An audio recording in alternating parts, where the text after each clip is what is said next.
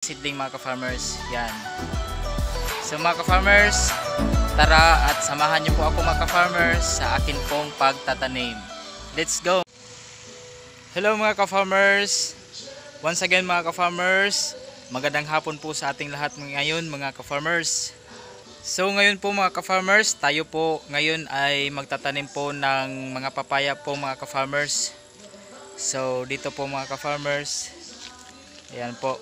So dito po sa kilid ng ating pader mga ka-farmers ay atin pong taniman po natin ng papaya ka-farmers. So ito nga pala mga ka-farmers yung ating seedling mga ka-farmers. Yan.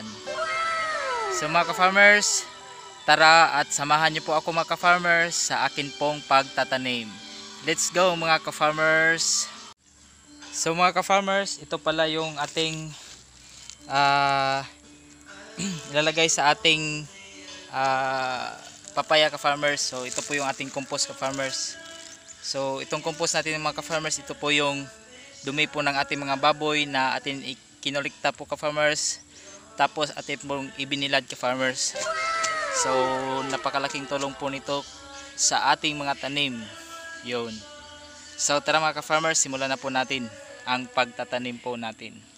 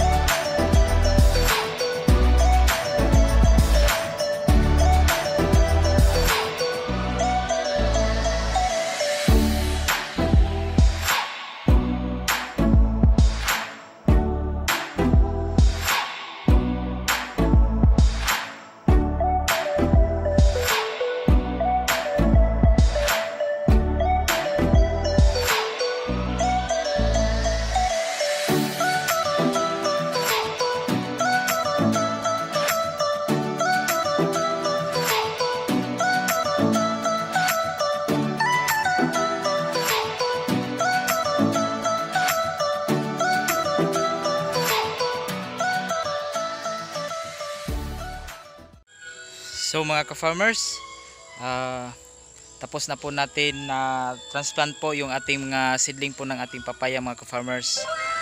So all in all mga ka-farmers, yung na-transplant po natin na papaya ngayon ka-farmers ay 18 pieces po mga ka-farmers. Yan, so napakalaking tulong po nito para sa atin mga ka-farmers, lalo pat malakas tayo kumain ng papaya mga ka-farmers.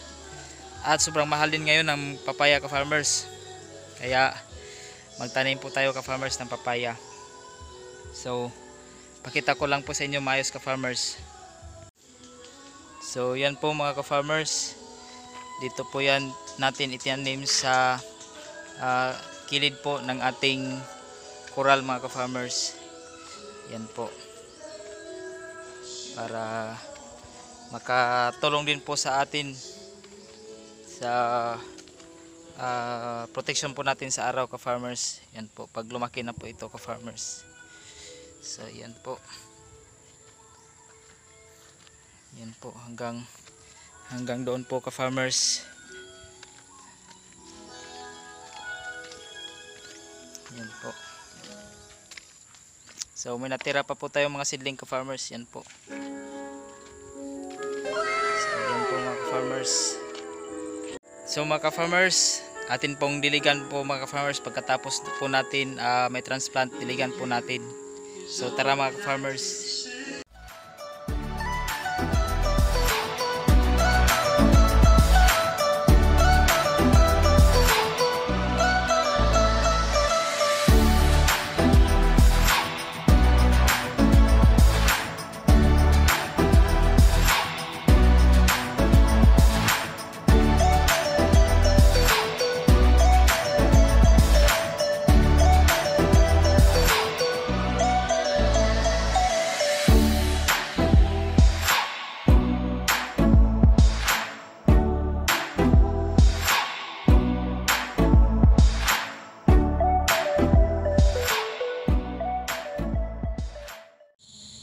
So yun mga ka-farmers, diligan na rin po natin yung ating mga na i-transplant po na mga papaya mga ka-farmers.